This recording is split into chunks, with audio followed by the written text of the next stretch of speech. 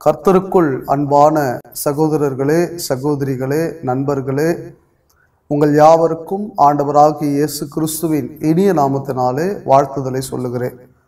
தேவனுடைய வசனத்தை தொடர்ந்து இந்த சவுண்ட் டாக்டரின் நிகழ்ச்சியின் மூலமாக நீங்கள் கேட்டுக்கொண்டு வருகிறீர்கள். இப்படிப்பட்ட சத்தியத்தில் நாம் ஒவ்வொருவரும் வளர வேண்டும் என்பது தேவனுடைய திட்டமாயிருக்கிறது. தேவனுடைய வசனத்தில் வளரும் பொழுது நம்முடைய வாழ்க்கையை குறித்து நாம் சிந்தித்து வாழ வேண்டும். இந்த காலகட்டங்களை நீங்கள் கவனித்து பார்ப்பீர்களானா மனிதனுடைய வாழ்க்கை எப்படி போய்கொண்டிருக்கிறது?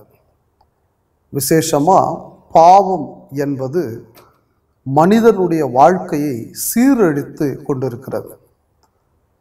ஒழுக்கம் இல்லாத வாழ்க்கை வாழும்படியாக அநேகர் தேவ பயம் இல்லாமல் வாழ்ந்து கொண்டிருக்கிறார்கள்.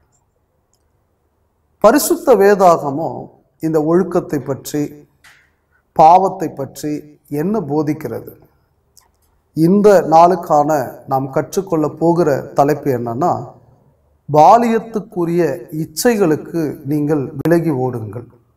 நாம் வாசிப்போம் 2 தீமோத்தேயு புத்தகம் 2ஆம் அதிகாரம் 22வது வசனத்தை கவனித்து பாருங்க. அன்றியும் பாலியத்துக்குரிய இச்சைகளுக்கு நீ விலகி ஓடி.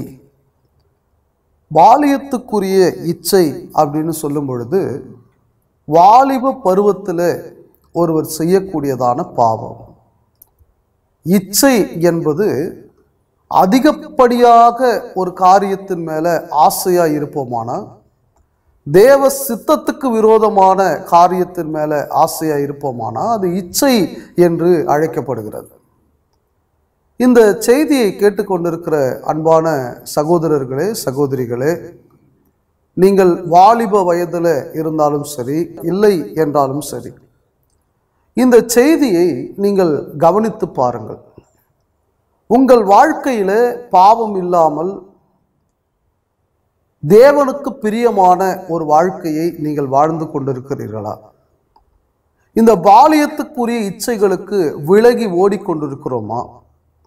அநேகர் தேவனை விசுவாசிக்கக்கூடியவர்கள், தேவனை நம்பக்கூடியவர்கள், பரிசுத்தமான ஒரு வாழ்க்கை வாழ வேண்டும், ஒழுக்கமுள்ள வாழ்க்கை வாழ வேண்டும். இன்றைக்கு நாம் செய்தித்தாளில், சமுதாயத்தில் பார்க்கும் பொழுது அநேகர் இந்த இச்சைகளான காரியங்களினாலே பாதிக்கப்படுகிறார்கள். அநேகர் பாதிப்புக்கு உள்ளாகிறார்கள். அநேகர் இந்த பாவங்களை செய்யும்படி தன்னுடைய இருதயத்தில் துணிகரம் கொண்டிருக்கிறார்கள். இப்போ இதெல்லாம் நாம் யோசித்து பார்க்க வேண்டும். உண்மையாகவே நாம் நம்முடைய வாழ்க்கையில் ஒழுக்கம் உள்ள, இச்சைகள் இல்லாத, இச்சைகளுக்கு விலகி ஓடக்கூடிய வாழ்க்கையை நாம் வாழ்ந்து கொண்டிருக்கிறோமா என்பதை நாம் சிந்திக்க வேண்டும். முதல்ல நாம் கற்றுக்கொள்ள வேண்டியது என்னன்னா, இந்த சரீரம் அல்லது இந்த வாழ்க்கை தேவன் நமக்கு கொடுத்திருக்கிற ஒரு ஆசீர்வாதமாக இருக்கிறது என்பதை முதலாவது நீங்கள் உணர்ந்து கொள்ள வேண்டும். அப்போஸ்தலர் நடபடிகள் புத்தகம் 17ஆம் அதிகாரத்திற்கு உங்களுடைய வேதாகமத்தை நீங்கள் திருப்பிக் கொள்வீர்களானா, அந்த 17ஆம் அதிகாரத்தில் தேவன் ஒரு மனிதனுக்கு என்னவெல்லாம் கொடுத்திருக்கிறார் என்று கூறுகிறார். அப்போஸ்தலர் 17ஆம் அதிகாரம் 25வது வசனம் 26வது வசனத்தை பாருங்க. எல்லாருக்கும் ஜீவனையும் சுவாசத்தையும் சகலத்தையும் கொடுக்கிறவர். அப்போ நாம இன்னைக்கு உயிரோடு இருக்கிறோம்னா, நான் பிரசங்கம் செய்து கொண்டிருக்கிறேன் என்றால், நீங்கள் அதை கேட்டு கொண்டிருக்கிறீர்கள் என்றால், இந்த நிமிஷத்துல நாம் சுவாசிக்கிற சுவாசத்தையும், பார்க்கிற கண்களையும், யோசிக்கிற இருதயத்தையும் தேவன் கொடுத்திருக்கிறார். தேவ கிருபை இல்லாம நானும் இல்லை, நீங்களும் இல்லை.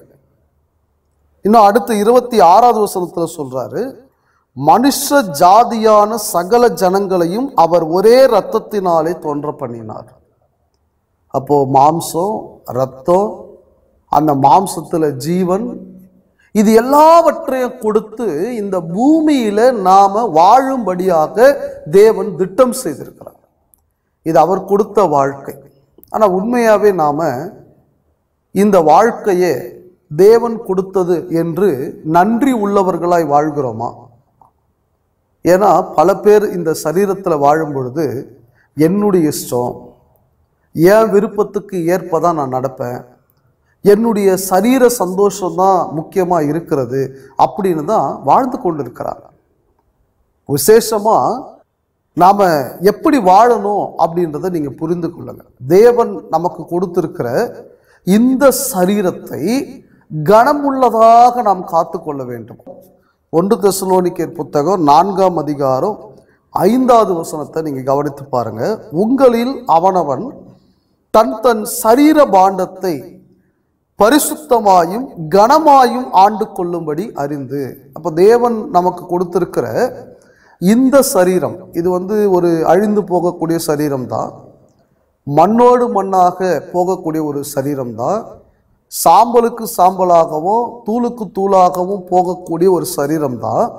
ஆனால் இந்த சரீரத்தில் நாம் வாழ்கிற வரை தேவன் கொடுத்த இந்த சரீரத்தை கனமுள்ளதாய் ஆண்டு கொள்ள வேண்டும். அதுக்கு ஒரு மதிப்பு இருக்குது. ஒரு கிறிஸ்தவனாய் இந்த சரீரத்தில் நீங்கள் வாழ்வதினாலே அந்த சரீரத்தை நீங்கள் கனமுள்ளதாய் பாதுகாத்து கொள்ள வேண்டும். நாம் ஒரு வாடகை வீட்டில் இருக்கிறோம் அப்படின்னு நீங்கள் வச்சுக்கோங்க. நமக்கு சொந்த வீடு இல்லை, அது வாடகை வீடு தான். இருந்தாலும் அந்த வாடகை வீட்டை நம்ம சுத்தமாக வைக்கணும் இல்லையா? அதே போல தான் இது நமக்கு சொந்தமில்லாத சரீரம் தான், அநித்தியமான சரீரம் தான். ஆனால் நாம் வாழ்கிற வரைக்கும் இந்த சரீரத்தை ஒழுக்கமாய் நாம் பாதுகாத்து கொள்ள வேண்டியது என்பது அவசியமாக இருக்குதா இல்லையான்றதை நீங்கள் சிந்தித்து பாருங்கள். பிரியமானவர்களே, அநேகர் இந்த சரீரத்தை பரிசுத்தமாகவோ கனமுள்ளதாகவோ ஆண்டு கொள்வது இல்லை. ஏன்னா பிசாசானவன் சிலருடைய இருதயத்துக்குள்ள அவனுடைய சிந்தனைகளை விதைத்து அவர்களை இப்படி இச்சையான காரியங்களை சிந்திக்கும்படியாகவோ ஒழுக்கமற்ற காரியங்களை அங்கே செய்யும்படியாகவோ அவன் தூண்டுகிறான். நாம் ஒரு வசனத்தை வாசிக்கலாம். எபேசியர் நிருபத்துக்கு நம்முடைய வேதாகமத்தை நாம் திருப்பிக் கொள்வோமானா 2வது அதிகாரம் 2வது வசனத்தை கவனித்து பாருங்கள். அவைகளில் நீங்கள் முற்காலத்திலே இவ்வுலக வழக்கத்திற்கு ஏற்றபடியாகவோ கீழ்ப்படியாமையின் பிள்ளைகளிடத்தில் இப்பொழுது கிரியை செய்கிற ஆகாயத்து அதிகார பிரபுவாகிய ஆவிக்கேற்றபடியாகவும் நடந்து கொண்டீர்கள். பிசாசனுடைய சிந்தை என்னவோ அதன்படி நடந்து கொண்டீர்கள். இதில் நீங்கள் ஒரு கருத்தை புரிந்து கொள்ளணும். ஒருவர் பாவம் செய்வதற்கு பிசாசு காரணம்னு சொல்லி நாம் தப்பித்து கொள்ள முடியாது. நாம் இடம் கொடுத்தால்தான் பிசாசானவன் அந்த காரியத்தை செய்யும்படியாகவே முயற்சி செய்வான். நாம் இடம் கொடுத்தால்தான் பிசாசனுடைய சிந்தனை நமக்குள்ள வரும். நாம் இடம் கொடுக்காத வரைக்கும் அவனால நம்ம ஒன்றும் செய்ய முடியாது. இப்படி ஆகாயத்து அதிகார பிரபு ஆகிய பிசாசானவன் என்ன செய்கிறான்? 3வது வசனம் பாருங்க. அவர்களுக்குள்ளே நாம் எல்லோரும் முற்காலத்திலே நமது மாம்ச இச்சையின்படியே நடந்து நமது மாம்சமும் மனசும் விரும்பினவைகளை செய்து சுபாவத்தினாலே மற்றவர்களைப் போல கோபாக்கினை பிள்ளைகளாக இருந்தோம். இப்போ பிசாசானவன் நம்முடைய மனதையும் நம்முடைய மாம்சத்தையும் ஏமாற்றி ஒழுக்கம் இல்லாத ஒரு வாழ்க்கையை வாழும்படி, இச்சைகள் நிறைந்த ஒரு வாழ்க்கையை வாழும்படி அவன் தூண்டுகிறான். பிரியமானவர்களே, நாம் கிறிஸ்துவுக்குள்ளே ரட்சிக்கப்பட்டவர்களாய் ஞானஸ்நானம் பெற்றவர்களாய் வாழ வேண்டும். ஒருவேளை ஞானஸ்நானம் பெறாதவர்கள் அந்த பாவ மன்னிப்புக்கென்று அவர்கள் ஞானஸ்நானம் பெற வேண்டும். ஞானஸ்நானம் பெற்று வாழக்கூடியவர்கள் பரிசுத்தமாய் தங்களுடைய வாழ்க்கையில அவர்கள் நடக்க வேண்டும். விசேஷமா பிசாசனுடைய இந்த எண்ணங்கள், இந்த இச்சையான காரியங்கள் நம்முடைய இருதயத்துக்குள்ள வராதபடிக்கு நாம் நம்மை பாதுகாத்து கொள்ள வேண்டும். இந்த பிசாசானவன் மிக முக்கியமாக ஒவ்வொரு மனிதர்களுக்குள்ளும் அவர்களை பாவத்துக்குள் விழ வைப்பதற்காக, இச்சைகளுக்குள் விழ வைப்பதற்காக 3 விதமான பாவங்களினாலே அவர்களை ஏமாற்றக்கூடியவனாய் இருக்கிறான். கிறிஸ்துவுக்குள் அன்பான சகோதரனே, சகோதரியே, இந்த பிரசங்கத்தை நீங்க தொடர்ந்து கேட்டு இந்த பாவங்களில் இருந்தெல்லாம் நாம் விடுதலையாக்கப்பட்டிருக்கிறோமா என்பதை நாம் சிந்திக்க வேண்டும். என்ன அந்த 3 விதமான பாவம்? இது அடிப்படை பாவம்.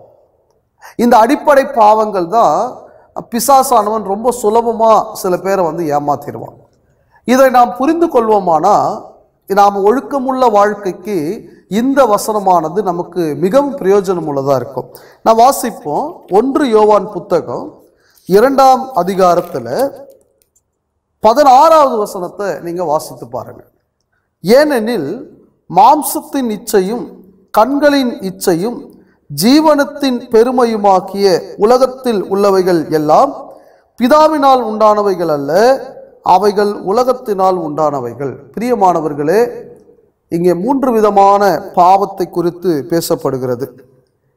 உலகத்தினால் உண்டான பாவத்தை குறித்து பேசப்படுகிறது. பிசாசினால் ஏற்படுத்தக்கூடிய பாவத்தை குறித்து பேசப்படுகிறது. என்ன அந்த பாவம்? கண்களின் இச்சை, மாம்சத்தின் இச்சை, ஜீவனத்தின் பெருமை. இதை நீங்க அண்டர்லைன் பண்ணிக்கங்க. நீங்கள் ஒரு கிறிஸ்தவராய் வாழ்கிறீர்கள் என்றால், நீங்கள் இயேசு கிறிஸ்துவை நேசிக்கக்கூடியவர்களாய் இருக்கிறீர்கள் என்றால், ஒருவேளை நீங்கள் ஊழியம் செய்யக்கூடியவராய் இருக்கிறீர்கள் என்றால், தொடர்ந்து நீங்கள் சபை கூடி வரக்கூடியவராய் இருப்பீர்கள் என்றால், இந்த பாவத்திலிருந்து நீங்கள் நீங்கி இருக்கிறீர்களா என்பதை நீங்கள் சிந்திக்க வேண்டும். இதை நாம ஒன்றன் பின் ஒன்றாக படிக்கலாம். முதலாவது நாம எதை பத்தி படிக்கலாம் அப்படின்னா, கண்களின் இச்சையை குறித்து நாம படிக்கலாம். கண்களின் இச்சை, லஸ்ட் ஆஃப் ஐஸ் என்று ஆங்கிலத்தில் சொல்லப்படுகிறது.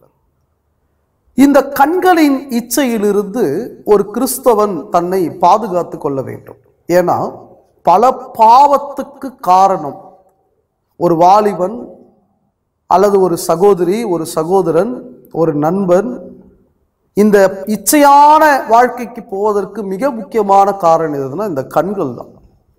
அந்த கண்களின் இச்சை. ஏன்னா இன்னைக்கு இருக்கக்கூடிய அநேகர் என்ன செய்யறாங்கன்னா, ஒரு தவறான ஒரு படத்தையோ அல்லது ஒரு உருவத்தையோ அல்லது போகும்பொழுது ஒரு நபரையோ அவர்கள் முதல்ல கண்களினாலே கண்டு அதை குறித்த அந்த ஆசை, அந்த கற்பனை அந்த கண்களின் மூலமாக அவர் கடத்தி சென்று தன்னுடைய சிந்தனையில அவர் வைத்து இன்னும் அதை குறித்து அவர் கற்பனை செய்து அவர் பாவம் செய்யக்கூடியவராய் இருக்கிறார்.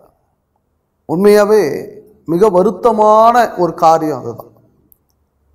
வேதத்தின்படி நம் கண்களை நாம் ஜாக்கிரதையாக பாதுகாத்து கொள்ள வேண்டும்.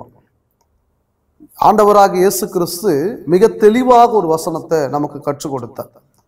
மத்தேயு எழுதின சுவிசேஷம் 5ஆம் அதிகாரம் 28வது வசனத்தை நீங்க வாசித்து பார்ப்பீர்களானால், நான் உங்களுக்கு சொல்லுகிறேன், ஒரு ஸ்திரீயை இச்சையோடு பார்க்கிற எவனும் தன் இருதயத்தில் அவளோடு விபச்சாரம் செய்தாயிற்று. எத்தனை பேர் இந்த வசனத்துக்கு சரியான ஒரு முக்கியத்துவம் கொடுத்திருக்கு? நிறைய பேர் வசனம் படிப்பாங்க, ஆனா வசனத்துக்கு சரியான விளக்கத்தை புரிந்து கொள்வதில் தவறி போயிடுவாங்க. தெளிவா சொல்றார் ஆண்டவராக இயேசு கிறிஸ்து, ஒரு ஸ்திரீயை இச்சையோடு பார்க்க கூடாது.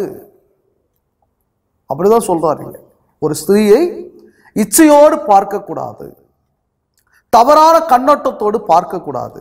ஏன் பார்க்க கூடாது? ஒரு ஆணா இருந்தாலும் சரி, ஒரு பெண்ணா இருந்தாலும் சரி, அந்த ஆணும் பெண்ணும் இருவரும் தேவ சாயலில் உருவாக்கப்பட்டிருக்கிறார்கள். நல்ல கவனிங்க. ஒரு ஆணும் பெண்ணும் தேவ சாயலில் உண்டாக்கப்பட்டிருக்கிறபடியினாலே, அந்த பெண்ணும் மதிப்புக்குரியவராய் இருக்கிறபடியினாலே, கனத்துக்குரியவராய் இருக்கிறபடியினாலே அந்த ஸ்திரீயை இச்சையோடு நாம் பார்க்க கூடாது. அப்படி இச்சையோடு பார்க்கிற ஒருவர் என்ன செய்கிறார்? அவர் ஒரு விபச்சாரக்காரர். தெளிவா வசனம் சொல்லிடுச்சு. பழைய ஏற்பாட்டில் நியாயப்பிரமாணத்தின்படி இந்த பாவத்தை செய்தால்தான் பாவம், அவர் விபச்சாரக்காரர். புதிய ஏற்பாடு சட்டம் நமக்கு என்ன போதிக்குதுன்னா, ஒரு பெண்ணை, ஒரு ஸ்திரீயை தவறான கண்ணோட்டத்தோடு நீங்கள் பார்த்தாலே விபச்சாரக்காரன் சொல்லிட்டார். இந்த வசனத்துக்கு எத்தனை பேர் நாம் பயப்படுகிறோம்? நம் கண்களை தெளிவாக திட்டமாக வைத்திருக்கிறோம்.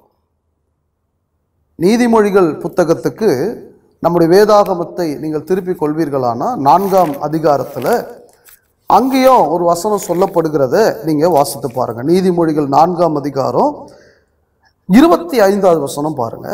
உன் கண்கள் நேராய் நோக்க கடவது.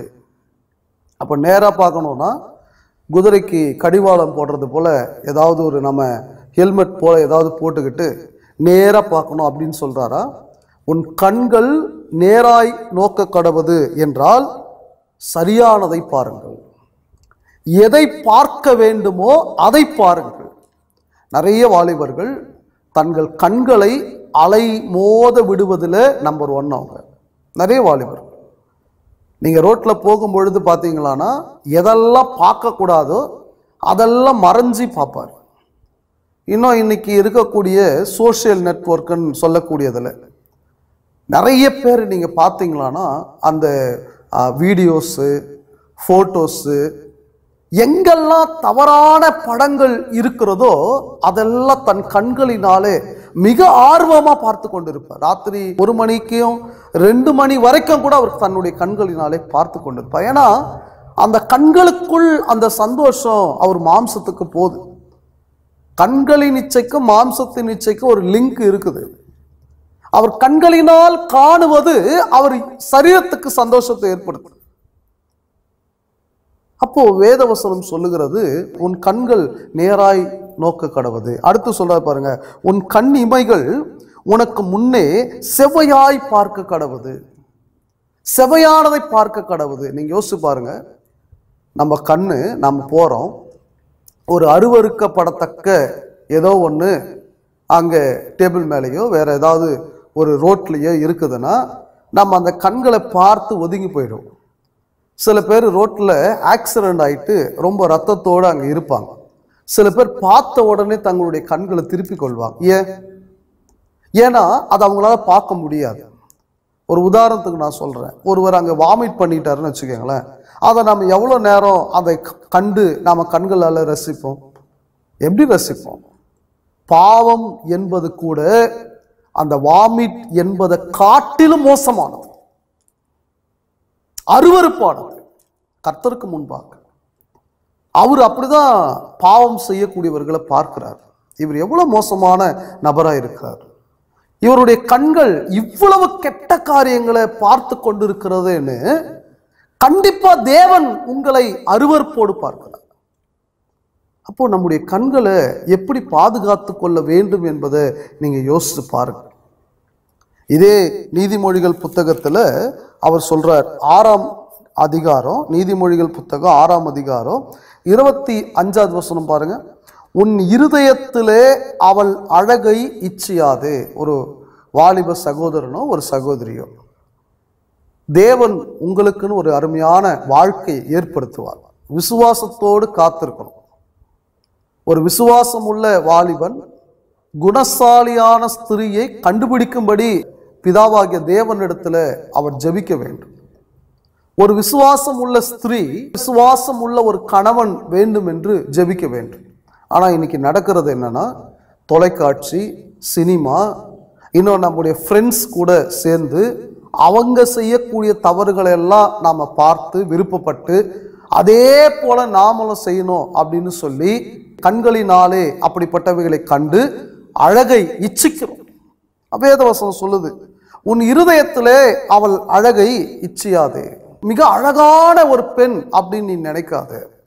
ஒரு சின்ன உதாரணம் சொல்றேன். சிம்சோன் என்ற வாலிபன், அவர் முதல் ஒரு பெண்ணை கண்டு இவள் என் பார்வைக்கு அழகாய் இருக்கிறவள் என்று சொன்னார். கடைசியா என்ன ஆச்சு தெரியுங்களா? அவருடைய 2 கண்ணையும் அங்கே பிடுங்கி எடுத்துட்டாங்க. பிரியமானவர்களே, நம்முடைய கண்களை நாம் ஜாக்கிரதையாக பாதுகாத்து கொள்ள வேண்டும். யோபு ஒரு நல்ல ஒரு விசுவாசமான மனிதன். பல கஷ்டங்கள் அவர் பட்டார் என்பது நமக்கு தெரியும். அவருக்கு பிள்ளைகள், இன்னும் அவருக்கு உடலில் வியாதி, இது எல்லாம் வந்ததுன்னு நமக்கு தெரியும். இந்த கண்களின் காரியத்தில் அவர் எப்படி இருந்தார்னு நாம் படிச்சிருக்கிறோமா? யோபு புத்தகம் 31ஆம் அதிகாரம் 1வது வசனத்தை பாருங்க. என் கண்களோடே உடன்படிக்கை பண்ணின நான் ஒரு கன்னிகையின் மேல் நினைப்பா இருப்பது எப்படி? என்ன ஒரு அருமையான வார்த்தை பாருங்க. இன்றைக்கு எத்தனை திருமணமாகாத வாலிபர்கள் ஒரு கன்னிகையின் மேல நினைப்பா இருக்கிறார்கள். ஏன் திருமணம் ஆனவர்கள் எவ்வளவு பேர் தங்களுடைய இருதயத்துல பாவ வாழ்க்கை, ரகசிய வாழ்க்கை, தன் பிள்ளைகளுக்கும் தன் கணவனுக்கும் தன் மனைவிக்கும் தன் அப்பா அம்மாவுக்கும் துரோகம் செய்து வாழக்கூடிய வாழ்க்கையை இன்றைக்கு வாழ்ந்து கொண்டிருக்கிறார். மனம் திரும்ப வேண்டும். நாமே போய் ஒரு குழியில ஒரு பள்ளத்துல விழுந்துடக்கூடாது. நம் கண்களோடு யோபுவை போல நாம உடன்படிக்கை பண்ண வேண்டும், ஒப்பந்தம் செய்ய வேண்டும். இதை தான் பார்க்கணும், இதை நான் பார்க்கக்கூடாது, இதை தான் செய்யணும், இதை நான் செய்யக்கூடாது. பிரியமானவர்களே, இந்த கண்களை நீங்க கட்டுப்படுத்தலன்னு வச்சுக்கோங்களேன், இந்த கண்களின் இச்சை உங்களை பாவத்துக்குள்ள தள்ளி போயிடும். நான் ஏற்கனவே சொன்னது போல, நீங்க கண்களினால் ஒரு பாவத்தை காணும் பொழுது, அது ஒரு நபரா இருக்கலாம், அது ஒரு போட்டோவா இருக்கலாம், ஒரு வீடியோவா இருக்கலாம், போஸ்டர்ஸா இருக்கலாம். நீங்க அதை பார்க்கும் பொழுது அது உங்களை கொஞ்சம் கொஞ்சம் கொஞ்சமா என்ன செஞ்சிடனா அந்த இச்சைக்குள்ள உங்களை கொண்டு போயிடும். அதுல என்ன ஒரு ஆச்சரியமான ஒரு விஷயம் என்னன்னா, அது எப்படி கொண்டு போகன்றத கூட யாக்கோபு புஸ்தகத்துல சொல்றாரு. இந்த பாவமானது எப்படி நம்மை வஞ்சிக்கிறது என்பதை கூட வேதவசனத்துல மிக தெளிவாக நாம் படிக்கிறோம். யாக்கோபு புத்தகம் 1ஆம் அதிகாரத்திற்கு நீங்க திருப்பிக் கொள்ளுங்க. 14வது வசனத்துல இருந்து பாருங்களேன். அவனவன் தன் தன் சுய இச்சையினாலே இழுக்கப்பட்டு, நிறைய பேரு பாவம் செஞ்சதுக்கு அப்புறமா ஒரு பிரச்சனையில சிக்கி கொண்டதுக்கு பிற்பாடு அவர் என்ன சொல்லுவார்னா, இவங்களால தான் நான் தப்பு செஞ்சேன், இவங்க தான் காரணம், அவங்க தான் காரணம், இவர் தான் எனக்கு எடுத்துட்டாரு, நான் நல்லவனா தான் இருந்தேன்லாம் சொல்லுவாங்க. ஆனா வேதம் என்ன சொல்லுதுன்னா, ஒருவர் பாவத்துக்கு அவர் மட்டும்தான் காரணம். நான் ஏற்கனவே சொன்னது போல, பிசாசு கூட நாம் இடம் கொடுத்தாதான் அவன் உள்ள வருவான் நம்முடைய இருதயத்தில். நீங்கள் அவனுக்கு எதிர்த்து நின்றீர்கள் என்றால் அவன் ஓடி போவான். அப்படி இருக்கும் பொழுது இவங்களால தான் நான் கெட்டேன், இவங்களால தான் நான் கெட்டேன்னு நாம சும்மா பொய் சொல்லக்கூடாது. வேதம் என்ன சொல்லுதுன்னா, அவனவன் தன் தன் சுய இச்சையினாலே இழுக்கப்பட்டு. யோசிச்சு பாருங்க, அவன் அப்படியே பார்க்கிறாரு, ஒரு பெண்ணை பார்க்கிறாரு, ஒரு ஆணை பார்க்கிறாரு, அவர் ரசிக்கிறாரு, கண்கள் அவரை கண்டு ரசிக்கிறது. அந்த கண்கள் என்ன செய்யுதுன்னா கொஞ்சம் கொஞ்சமா அந்த இச்சையை இழுக்கிறது. அவருடைய ஆசை, அவருடைய கற்பனை அதிகமாக்குறது. இழுக்கப்பட்டு அடுத்தது என்ன ஆகுது பாருங்க, சிக்குண்டு. அடுத்து அதுல மாட்டிக்கிறார் அவர், சிக்குண்டு சோதிக்கப்படுகிறான். இன்னும் நீங்க புரியுற மாதிரி ஒரு விளக்கம் சொல்லணும்னா, நாம வீட்டில் எலி பிடிக்கிறதுக்காக ஒரு கூண்டு வச்சிருப்போம். அந்த எலி பிடிக்கிற கூண்டுல நீங்க பார்த்தீங்களன்னா, எலி பிடிக்கிறதுக்காக சில பேர் வந்து தேங்காய் பத்தையோ அல்லது கருவாடோ அங்க வைப்பாங்க. இந்த எலிக்கு வந்து எதுவுமே கண்ணுக்கு தெரியாது, அந்த ஸ்மெல் மட்டும்தான் அதுக்கு தெரியும். அந்த ஸ்மெல் என்ன செய்யணும், அந்த எலியை எங்க இருந்தோ கொண்டு வந்து அது தூரத்துல இருந்து பார்க்கும். அங்கே தன்னுடைய உணவு அந்த ஒரு கொக்கியில மாட்டி இருக்குதுன்னு பார்த்து ரொம்ப ஆனந்த சந்தோஷமாயிடாது. உடனே வேகமா போய் அந்த உணவை கடிக்கும். கடிச்ச உடனே என்ன ஆகும், அந்த கூண்டு மூடிடும். இப்ப யோசிச்சு பாருங்க, எலிக்கு நிம்மதி கிடைச்சிச்சா? இப்ப அடுத்த கட்டம் அந்த எலிக்கு என்ன பிரச்சனைனா எப்படி வெளியே போகும்? நிறைய வாலிப சகோதரர்கள், நிறைய வாலிப சகோதரிகள் இப்படிதான் மாட்டிக்கிறாங்க. ஏதோ ஒன்றை பார்த்து, ஏதோ ஒரு சந்தோஷத்தை பார்த்து, ஏதோ ஒரு வாழ்க்கையை பார்த்து, இப்படியெல்லாம் நாம் போயிடலாம், இப்படிலாம் நாம் நல்லா இருக்கலாம், இப்படிலாம் நாம் சந்தோஷமா இருக்கலாம்னு தேவ சித்தம் இல்லாமல், நல்லா கவனிங்க, தேவ விருப்பம் இல்லாமல் வெறும் அந்த சந்தோஷத்தை மட்டும் கண்ணால பார்த்து நாம் வாழ்க்கையில சந்தோஷமா இருந்துருவோன்னு சொல்லி எத்தனையோ வாலிபர்கள், வாலிப சகோதரிகள் கூண்டுக்குள்ள சிக்கி இருக்கிறார்கள். பாவ கூண்டுக்குள்ள வாழ்க்கையில நிம்மதியை தொலைத்து, சந்தோஷத்தை தொலைத்து. சின்ன வயசுல எவ்வளவு சந்தோஷமா இருந்திருப்பாங்க அவங்கெல்லாம், எவ்வளவு நிம்மதியா இருந்திருப்பாங்க அவங்கெல்லாம். அப்பா அம்மாவோடு சந்தோஷமா விளையாடி மகிழ்ச்சியா பேசி. இப்போ பாத்தீங்களானா அவங்க கண்களில் கண்ணீரை மாத்திரம் தான் நம்ம காண முடியும். இதுக்கு என்ன காரணம்? அவங்களுடைய இச்சைகள், பாவங்கள் காரணம். பாவம் அவ்வளவு மோசமானதா இருக்கிறது. அப்போ முதல்ல கண்களின் இச்சை. இந்த கண்களை கட்டுப்படுத்த வேண்டும். சிக்கொண்டு சோதிக்கப்படுகிறான். தொடர்ந்து 15 சொல்றாரு, பின்பு இச்சையானது கர்ப்பம் தரித்து பாவத்தை பிறப்பிக்கும், பாவம் பூரணமாகும் போது மரணத்தை பிறப்பிக்கும், அவர் தேவனை விட்டு பிரிந்து விடுவார். ஒருவேளை கிறிஸ்துவுக்குள் வராத ஒருவர் இப்படிப்பட்ட பாவத்தில் இருப்பார் என்றால் அவர் ஞானஸ்நானம் பெற வேண்டும். கிறிஸ்துவுக்குள் வந்து இப்படி ஒரு பாவத்தில் அவர் இருப்பார் என்றால் என்ன செய்ய முடியும்? அவர் தேவனிடத்துல உண்மையாய் மனம் திரும்பி ஜெபிக்கணும். அது அவருக்கும் தேவனுக்குமான காரியம். அவர் நடித்து நான் மனம் திரும்பிட்ட தேவனே அப்படின்னு சொல்லுவாரானா கண்டிப்பா அவருக்கு மன்னிப்பு கிடையாது. 100% அந்த பாவத்தை அவர் விட்டு மனம் திரும்புவாரானா ஒருவேளை தேவன் அவருக்கு மன்னிக்கலாம். பிரியமானவர்களே, அடுத்து இன்னொரு பாடத்துக்கு நாம் போலாம். மாம்சத்தின் இச்சை. நான் ஏற்கனவே சொன்னது போல இந்த கண்களின் இச்சை அடுத்த கட்டம் எங்க கொண்டு வருதுன்னா இந்த மாம்சத்துக்கு தான் கொண்டு வருது. வேதவசனம் என்ன சொல்லுதுன்னா 1 கொரிந்தியர் புத்தகம் 6ஆம் அதிகாரம் 18வது வசனத்துல ஒரு காரியத்தை சொல்லப்படுகிறது. வேசித்தனத்திற்கு விலகி ஓடுங்கள். ஏற்கனவே இந்த பாடத்தினுடைய தலைப்பு இதுதான், பாலியத்துக்குரிய இச்சைகளுக்கு விலகி ஓடுங்கள். இங்கே சொல்றார் வேசித்தனத்திற்கு விலகி ஓடுங்கள். ஓடுன்றார். நின்று வேடிக்கை பார்க்க கூடாது இல்லையா? திடீர்னு நாம் ஒரு ஜூக்கு போறோம்.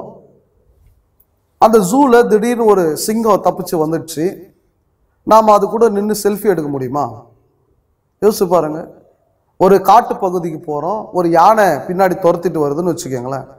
அந்த யானை கிட்ட போய் நம்ம ஆட்டோகிராஃப் வாங்க முடியுமா? என்ன பண்ணுவோம் அந்த நேரத்தில்? நம் உயிரை காப்பாற்றிக் கொள்வதற்காக அங்கிருந்து ஓடுவோம். நம்ம வேதம் சொல்லுகிறது நீங்கள் வேசித்தனத்திற்கு விலகி ஓடுங்கள். ஏன்னா தொடர்ந்து சொல்றாரு, மனுஷன் செய்கிற எந்த பாவமும் சரீரத்திற்கு புறம்பாயிருக்கும், சரீரத்துக்கு வெளியே இருக்கும். வேசித்தனம் செய்கிறவனோ, அப்ப வேசித்தனம் என்பது என்ன? ஒரு சரீரத்துல ஒருவரோடு வாழக்கூடிய வாழ்க்கையை, தன் சொந்த மனைவியோடு வாழக்கூடிய வாழ்க்கையை வேறொருவரோடு பகிர்ந்து கொள்வது வேசித்தனம். அது சரீரத்திலையும் இருக்கலாம், அது செயல்பாட்டிலும் இருக்கலாம், சிந்தனையிலையும் இருக்கலாம்.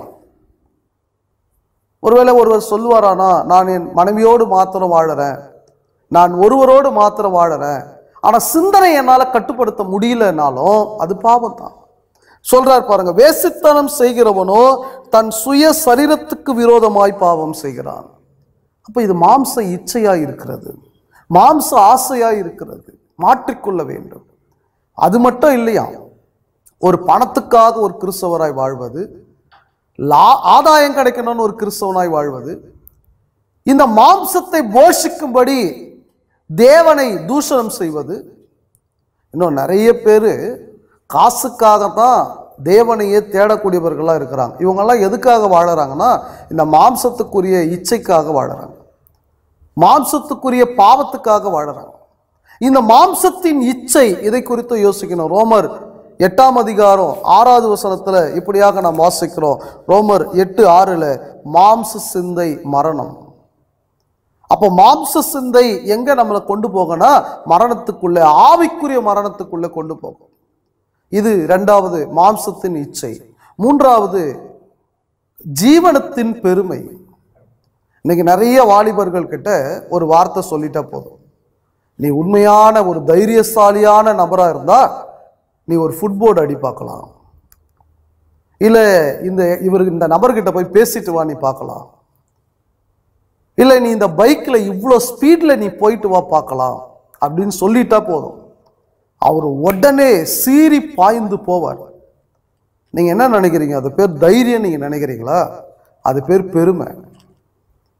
என்னால முடியாதா, என்னால செய்ய முடியாதா, அது பெருமை, ஜீவனத்தின் பெருமை. வேதம் என்ன சொல்லுது தெரியுங்களா? யாக்கோபு நிருபம் 4ஆம் அதிகாரத்திற்கு நம்முடைய வேதாகமத்தை நாம் திருப்பிக் கொள்வோமானா, அந்த யாக்கோபு நிருபம் 4ஆம் அதிகாரத்தில் 6வது வசனத்துல நாம் படிக்கிறோம், அவர் அதிகமான கிருபையை அளிக்கிறாரே, ஆதலால் தேவன் பெருமை உள்ளவர்களுக்கு எதிர்த்து நிற்கிறார், தாழ்மை உள்ளவர்களுக்கோ கிருபை அளிக்கிறார் என்று சொல்லி இருக்கிறது. பெருமை உள்ளவர்களுக்கு தேவன் எதிர்த்து நிற்கிறார். நாம எவ்வளவு வசதியானவர்களாக இருந்தாலும் சரி தாழ்மையாக இருக்க வேண்டும். எவ்வளவு படித்தவர்களாக இருந்தாலும் சரி தாழ்மையாக இருக்க வேண்டும்.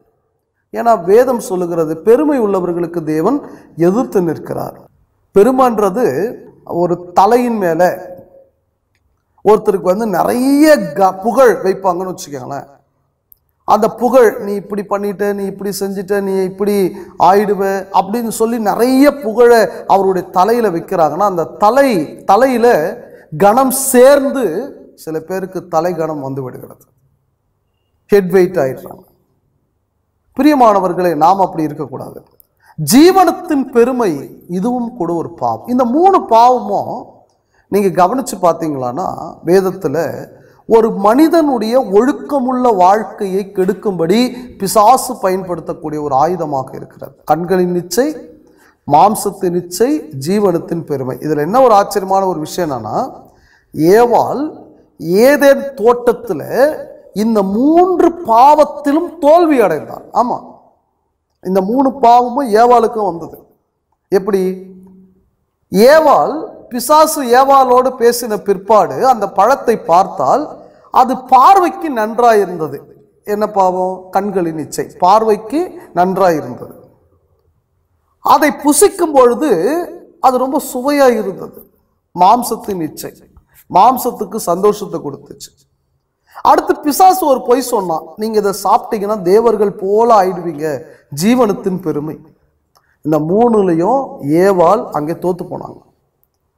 ஆனா ஆண்டவராகிய இயேசு கிறிஸ்து இதே 3 பாவத்தில் ஜெயித்தார் என்பதை நீங்கள் புரிந்து கொள்ள வேண்டும். எப்படி? இதே 3 பாவமும் இயேசு கிறிஸ்துவை செய்ய வைக்கும்படி பிசாசானவன் தூண்டினான். நீர் தேவனுடைய குமாரனையானால் இந்த கல்லுகளை அப்பங்களாக மாற்றி சாப்பிடும்னு சொன்னான். என்ன பாவம் அது? மாம்சத்தின் இச்சை. ஏன்னா அவர் பசியில் இருக்கிறார், 40 நாள் உபவாசம் இருந்து பசியில் இருக்கிறார். மாம்சம் உணவு கேட்கிறது. பிசாசு என்ன சொல்றான்? இந்த கல்லை அப்பமா மாற்றி சாப்பிடுங்க. ஆனா அதை செய்திருந்தாரனா ஆண்டவராகிய இயேசு கிறிஸ்து பிசாசுக்கு கீழ்ப்படிந்தவராயிட்டார். பிசாசுக்கு கீழ்ப்படியாதபடிக்கு ஆண்டவராகிய இயேசு கிறிஸ்து சொன்னாரு, மனுஷன் அப்பத்தினாலே மாத்திரமல்ல தேவனுடைய வாயிலிருந்து புறப்படக்கூடிய ஒவ்வொரு வார்த்தையினாலும் பிழைப்பார். இப்ப ஜெயிச்சுட்டார் பாருங்க, மாம்சத்தின் இச்சை. அடுத்து ஜீவனத்தின் பெருமை ஒன்ன அங்கு செய்யும்படி பிசாசு தோண்டுகிறான். தேவாலயத்தின் உப்பரிகையின் மேல கொண்டு போய் நிறுத்திட்டு, நீர் தேவகுமாரனை ஆனால், நான் சொன்ன பாருங்க சில வாலிபர்கள் கிட்ட, நீ உண்மையா வீரமான ஒரு ஆண்மகனா இருந்தா இதை செய்யணும்னு அவர் என்ன வேணாலும் செய்வார். என்ன இப்படி சொல்லிட்டாரு அப்படின்னு. இயேசு கிறிஸ்துவுக்கு அப்படியே தான் சொல்றான், நீர் தேவகுமாரனை ஆனால் நீங்க மேல இருந்து கீழே குதிங்க. 91வது சங்கீதத்தில் எழுதியிருக்கிறபடி தூதர்கள் வந்து உங்களை கைகளில் ஏந்தி கொண்டு போகிறார்களா நான் பார்க்கிறேன். இயேசு கிறிஸ்துவானவர் பிசாசுக்கு சொன்னாரு, உன் தேவனாகிய கர்த்தரை நீ பரீட்சை பார்க்க கூடாது. வசனத்தின்படி பதில் சொல்றாரு. கடைசியா கண்களின் இச்சை. ஒரு மலை, உயர்ந்த மலையின் மேல இயேசு கிறிஸ்துவை கொண்டு போய் உலகத்தின் சகல ராஜ்யத்தையும் காண்பித்தான். உலகத்தின் சகல ராஜ்யத்தையும், அந்த ராஜ்யத்தின் சந்தோஷங்களையும். அப்போ உலகத்துல என்ன சந்தோஷம் இருக்குது இல்லையா? இன்னைக்கு உலகத்துல வாலிப சகோதரர்கள், வாலிப சகோதரிகள் எதை நீங்க சந்தோஷம் நினைக்கிறீங்க? நல்லா சிரிச்சு பேசுறதும், இல்ல வீடியோவில் பேசுறதும், டிக்டாக் பண்றதும், ஃபேஸ்புக்ல சேட் பண்றதும், வாட்ஸ்அப்ல சேட் பண்றதும், இதுதான் சந்தோஷம் நினைக்கிறீங்களா? ஒரு பெற்றோர் தன்னுடைய பிள்ளை வளர்க்கறதுல எவ்வளவு கஷ்டப்பட்டு இன்னைக்கு வளர்க்குறாங்க தெரியுமா? நீங்க யோசிச்சு பாருங்க. உங்களுடைய முதல் வருட அந்த பிறந்த நாளுக்காக அவர்கள் எடுத்த போட்டோஸ் பாருங்க, அல்லது அவர்களிடத்துல விசாரிச்சு பாருங்க. கஷ்டத்தின் மத்தியில ரொம்ப சந்தோஷமா ஒரு தனக்கு தேவன் கொடுத்த குழந்தைக்காக நன்றி சொல்லி அந்த குழந்தைக்கு ஒரு நல்ல ட்ரெஸ் போட்டு அந்த குழந்தையை பாதுகாத்து அவ்வளவு சந்தோஷமா அந்த பெற்றோர்கள் உங்களுடைய முதல் வருட அந்த பிறந்த நாளுக்காக நன்றி சொல்லியிருப்பாங்க. அட்லீஸ்ட் போட்டோவாவது எடுத்திருப்பாங்க. உங்களை அவங்க படிக்க வச்சு கஷ்டப்பட்டு வளர்த்து. ஆனால் இப்போ 20-21 வயசான உடனே அந்த வாலிப சகோதரன், வாலிப சகோதரி கேட்குறாங்க, உன்னை யார் எங்களை பெற்றுக்க சொல்றது? எங்க இஷ்டம், என் இஷ்டத்தின்படி தான் நான் நடப்பேன். வேதம் என்ன தெரியுங்களா சொல்லுது? தன் இஷ்டத்துக்கு விடப்பட்ட பிள்ளையோ தன் தாய்க்கு வெட்கத்தை ஏற்படுத்தும். வேதவசனம் உங்களை இஷ்டத்துக்கு விடாது. இந்த வாலிப காலத்துல சிருஷ்டிகரை நினைக்கணும். இதுதான் தேவனுடைய இஷ்டம். நம்ம எல்லாம் தேவ இஷ்டத்துக்கு வாழணும். நம்முடைய இஷ்டத்துக்கு யாரும் போக முடியாது. யோசிச்சு பார்க்கணும். ஒரு குறிப்பிட்ட வயது வரும் பொழுது அப்பா அம்மா கண்ணுக்கு தெரிய மாட்டாங்க, தேவன் கண்ணுக்கு தெரிய மாட்டார், இயேசு கிறிஸ்து கண்ணுக்கு தெரிய மாட்டார், ஆவியானவருடைய வார்த்தைகள் கண்ணுக்கு தெரிய மாட்டேங்குது. பாவம், இச்சை, பணம், பூமிக்குரிய ஆசை, இது மட்டும்தான் நிறைய பேர் கண்ணுக்கு தெரியும். கண்ணுக்கு தெரிஞ்சு என்ன பிரயோஜனம்? கடைசியில உலகத்துக்கு அவர்கள் கண்ணுக்கு தெரியாம போயிடுவாங்க. தேவனை விட்டு பிரிந்து போகும் பொழுது அவர் பாவத்தில் விழுந்து போயிடுவார். ஆனாலும் அவர் மனம் திரும்பி வருவாரானா தேவன் ஏற்றுக்கொள்வார். இதுதான் ஆறுதல். என்ன, சில நேரத்தில் நான் மனம் திரும்பி வந்தாலும் சில பேர் தங்களுடைய வாழ்க்கையின் நிம்மதியையும் சமாதானத்தையும் இழந்து மீண்டும் கண்டுபிடிக்காத முறையில அவர்கள் அதில் விழுந்து போய் வருகிறார்கள். ஆவிக்குரிய சமாதானத்தை தேவன் தர முடியும், பரலோகத்தின் நித்திய வாழ்க்கையை தர முடியும். ஆனால் பூமியில இழந்தது தான். ஆக இது குறித்து நீங்கள் ஜாக்கிரதையா இருக்க வேண்டும். இயேசு கிறிஸ்துவானவர் அதை ஜெயித்தார். உலகத்தின் சகல சந்தோஷத்தையும் காட்டி, ராஜ்யத்தை காட்டி, இதெல்லாம் வேணும்னா என் காலில் விழுந்து வணங்குன்றார். இயேசு கிறிஸ்து சொன்னார், உன் தேவனாகிய கர்த்தர் ஒருவரையே பணிந்து அவருக்கு ஆராதனை செய்யும். பிரியமானவர்களே, அப்ப நீங்க யோசிச்சு பாருங்க, இயேசு கிறிஸ்துவானவர் இந்த 3 காரியத்தில் அவர் ஜெயித்தார். அப்ப இன்றைக்கு நீங்களும் நானும் எப்படிப்பட்டவர்களா இருக்கிறோம்? இச்சைகளை ஜெயிக்கிறோமா? பாவத்தை ஜெயிக்கிறோமா? 1 கொரிந்தியர் புத்தகம் 9ஆம் அதிகாரம் 25வது வசனத்துல நாம் இப்படியாக வாசிக்கிறோம். பந்தயத்துக்கு போராடுகிற யாவரும் எல்லாவற்றிலேயும் இச்சையடக்கமாய் இருப்பார்கள். அவர்கள் அழிவுள்ள கிரீடத்தை பெரும்படிக்கு அப்படி செய்கிறார்கள், நாமோ அழிவில்லாத கிரீடத்தை பெரும்படிக்கு அப்படி செய்கிறோம். அப்போ இச்சை அடக்கமாக இருக்கணுமா? பூமிக்குரிய பந்தயத்துக்கு ஒருத்தர் போறாருனாலே அவர் உணவிலும் உடற்பயிற்சி செய்வதில் இச்சை அடக்கமாக இருக்கணும். ஆவிக்குரிய வாழ்க்கை ஓடக்கூடியதான நாம இச்சை அடக்கமாக இருக்கணுமா இல்லையான்னு யோசிச்சு பாருங்க. யாரெல்லாம் இந்த இச்சை அடக்கம் இல்லாமல், அதுவும் விசேஷமா வாலிப காலத்துல தேவனுக்கு பிரியமா நடவாமல் பாவத்துக்குள்ள வாழ்கிறாரோ, உண்மையாகவே அவர்கள் மனம் திரும்ப வேண்டும். கட்டுப்படுத்தணும் பாவத்தை. தேவன் உங்களுக்கு ஒரு அருமையான வாழ்க்கை கொடுத்திருக்கிறார். அந்த வாழ்க்கையை நீங்க கெடுத்துக்க கூடாது. நல்லா படிச்சு, நல்ல ஒரு வேலைக்கு போய், நல்லா சம்பாதிச்சு, ஒரு நல்ல குடும்பத்தை ஏற்படுத்தி கொண்டு, ஆவிக்குரிய வாழ்க்கையில வளர்ந்து, சத்தியத்தை தேடி, உண்மையான சபையை கண்டுபிடிச்சு, நித்திய வாழ்க்கைக்காக நீங்கள் போகும்படி பிரயாசப்பட வேண்டும்.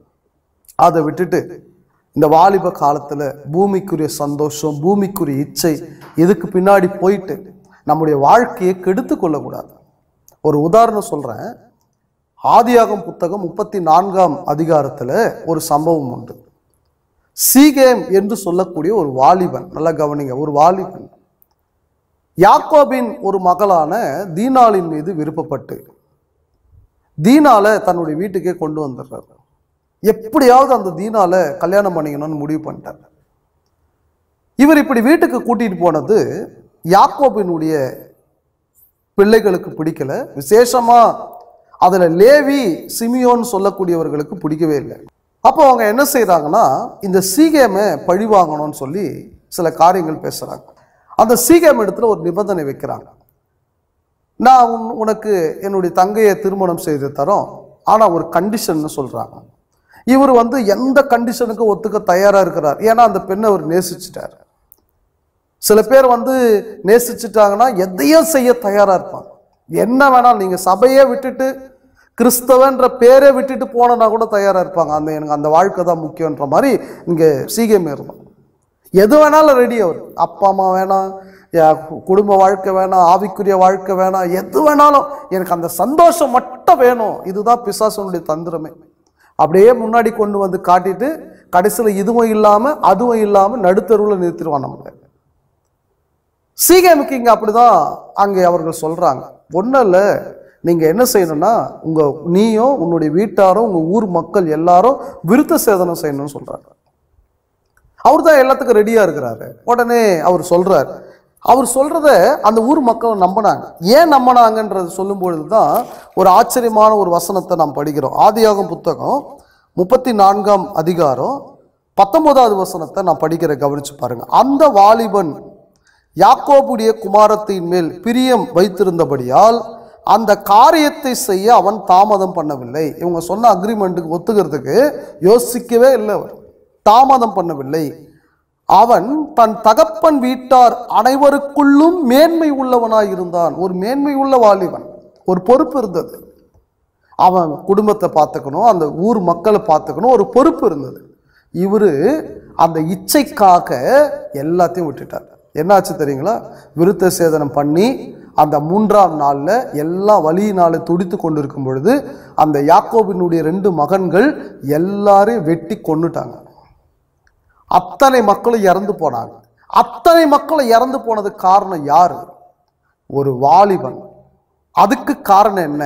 அந்த வாலிபனுக்கு வந்த இச்சை. பிரியமான சகோதரனே, சகோதரியே, நீங்கள் சுயநலமாக ஆசைப்படக்கூடிய விருப்பத்துக்காக எத்தனை பேருடைய நிம்மதியை நாம் கெடுத்து கொண்டிருக்கிறோம் என்பதை யோசிப்பார்.